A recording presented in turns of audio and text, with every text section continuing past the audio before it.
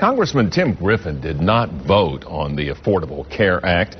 He was not in the House of Representatives that passed it in 2010.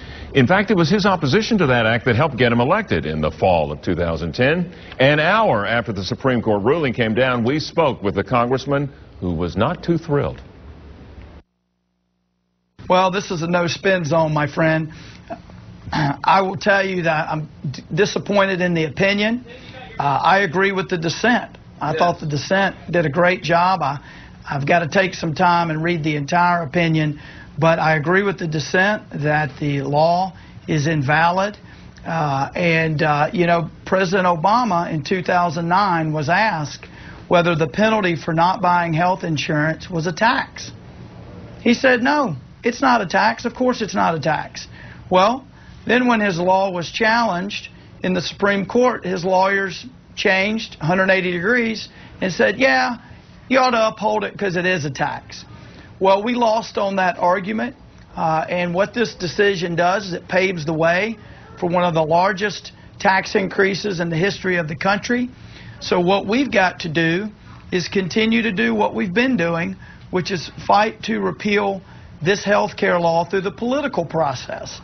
I believe in health care reform. We need it more than ever. We didn't really get health care reform with this bill. We got a top-down, big government law.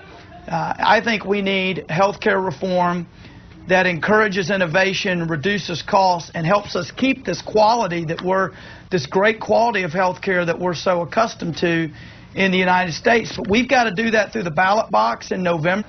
We passed a repeal in the House. It went to the Senate and died. So that fight continues, and I think it emphasizes to Arkansans and Americans, we can't rely on the court. We lost there. We have got to work in November to elect more public officials like many of the ones we have in Arkansas that oppose this law. You know, all of our members of Congress from Arkansas, Democrat and Republican, oppose this law. And so we've got to make sure that we speak out and fight for people on the ballot in November who will help repeal this, and with a new president, hopefully, and then get real patient-centered reform enacted that gives people more choices and allows people to make their own decisions about their health care. Congressman, one of the things Republicans maintain is the uncertainty in the marketplace, the uncertainty for businessmen, the uncertainty for business leaders. The Supreme Court now comes out with a ruling with certainty. Are you saying that you're going to undo this health care bill politically, providing more uncertainty in the marketplace when this is a call for certainty? Sure. Well, let me tell you, the uncertainty about the health care has had less to do with what the court would do. It has had primarily to do with the Nancy Pelosi line that we need to pass it to see what's in it. Because what job creators will tell you when you talk with them about uncertainty is what they're uncertain about is what the rules and the regulations are going to be. Because many of them aren't written yet. It won't be written for years to come.